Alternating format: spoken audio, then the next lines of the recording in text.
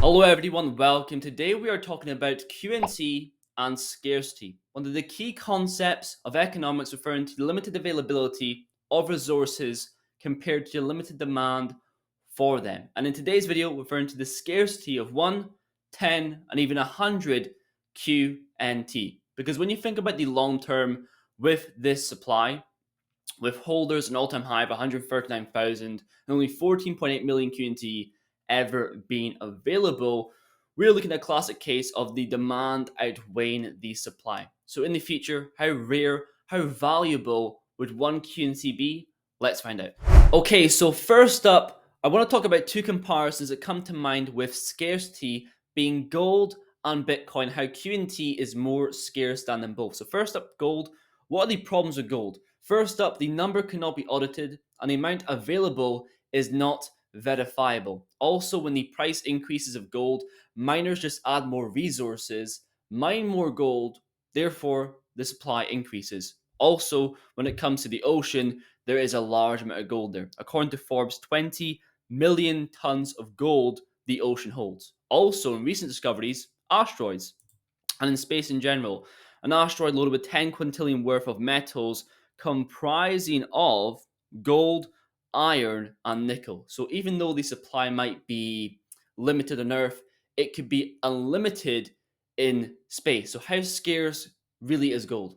And next up, Bitcoin BTC, always referred to as digital gold and a store of value. Now, to give Bitcoin credit, the supply is programmatically fixed with only 21 million BTC ever existing, and the supply schedule is predetermined with new coins being created every 10 minutes, and every 4 years, the Bitcoin created of each new block is then cut in half. But beyond holding Bitcoin, what is the inherent utility? The use case is sending digital payments, but there's so many other efficient, more cheaper methods out there. So the utility is that it's economically scarce. And that is the difference with QNT. There is high demand and use for the token outside of just holding it, because Quant Network utilizes the Overledger technology to connect blockchains and legacy systems, and the Overledger needs QNT. So who needs the Overledger? Let's find out. Okay, so we know that Quant launched the Overledger platform back on the 27th of June, and the Overledger is needed by institutional and central bank customers, large enterprises, SMEs, and developers. Why do they utilize the Overledger? Well, it allows these customers to issue digital money and interoperable assets with just a few clicks, move them from one blockchain to another, write new apps that run on any network, create secure smart contracts that will execute on any blockchain, and get simple APIs to integrate with their existing systems. And there is use of the QNT token in many forms. Here we have a tweet by Gilbert Verdin, the CEO and founder of Quant Network, clarifying the subscription plans and credit bundles are in the light, standard, and advanced plans. We can see an option here, build annually $11,000 in fiat or 91 QNT. We can also read here subscriptions and credit bundles in QNT or fiat in Quant Connect, and we manage the rest. So yes, even if it's paid in fiat, it is then converted to QNT. So we have licenses, we have lockups, we have validating transactions. Everything on the Overledger is paid in QNT. And just for a little bit more of an insight into that demand, that enterprise demand, here we have a little passage I want to read very, very quickly. So Quant has been working with Oracle and the Oracle blockchain platform team to address these challenges with a production-ready solution. The partnership has resulted in Oracle certifying Overledger for interoperability with Oracle blockchain platform. They are a market leader in enterprise blockchain, and they're using DLT gateways. For insight, they have 430,000 customers. Okay, so now that we understand how scarce QNT is, not just because of the small supply and the finite amount of QNT actually available, but because there's actual use case, a high demand of use case for the QNT token. Now let's go more into the actual supply.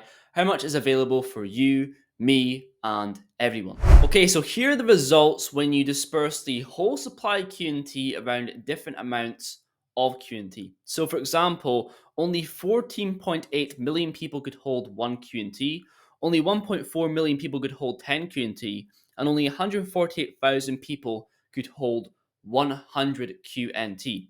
And dispersed around the whole population, only 0.18% could hold 1 QNT, 0.01% could hold 10 QNT, and 0.001% could hold 100 QNT. Now, when this conversation comes into play, when the idea of buying the whole supply up, or all the QNT being bought up, supply shock.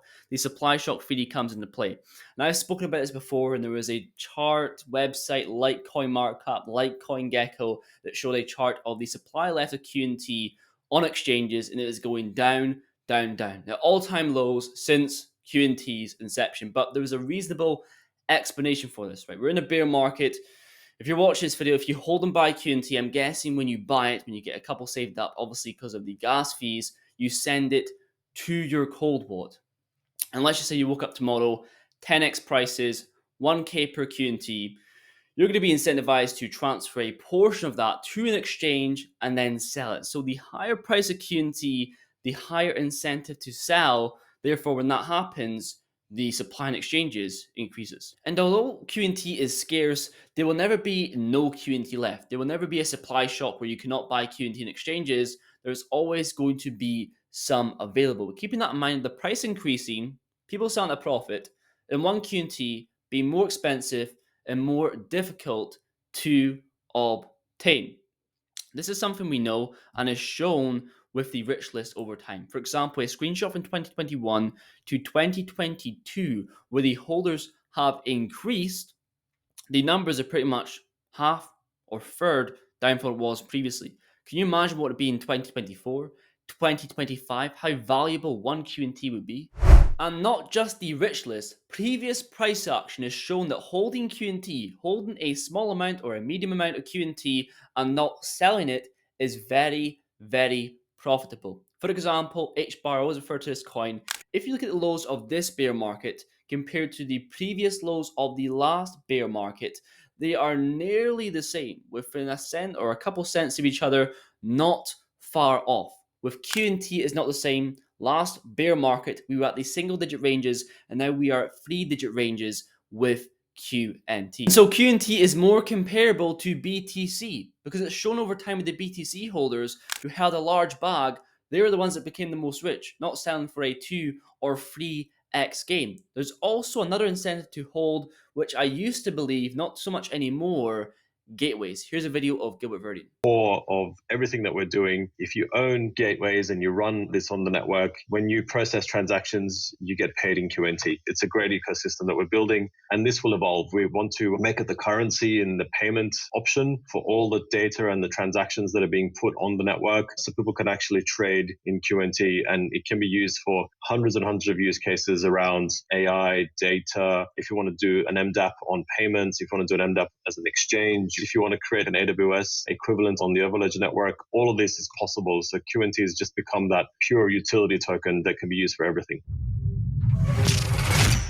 And that video was by Greg Lunt 27. But in relation to the gateways, I haven't heard of them since 2021, so it's not a big motivation for me anymore. But that's pretty much it for today's video. Hope you now understand how scarce QNT is, how much demand there is for the token, the usage utility of it, the enterprise demand when it comes to Oracle, how much QNT is actually available for everyone, and how the rich list, year by year, the amount is getting lower, lower, and lower as the amount of holds increase and the price increases for QNT, and how scarce your 1, 10, or 100 QNT is becoming. But if you made it this far in the video, thank you very much for watching. Please leave a like down below, and I will definitely see you guys in the next one.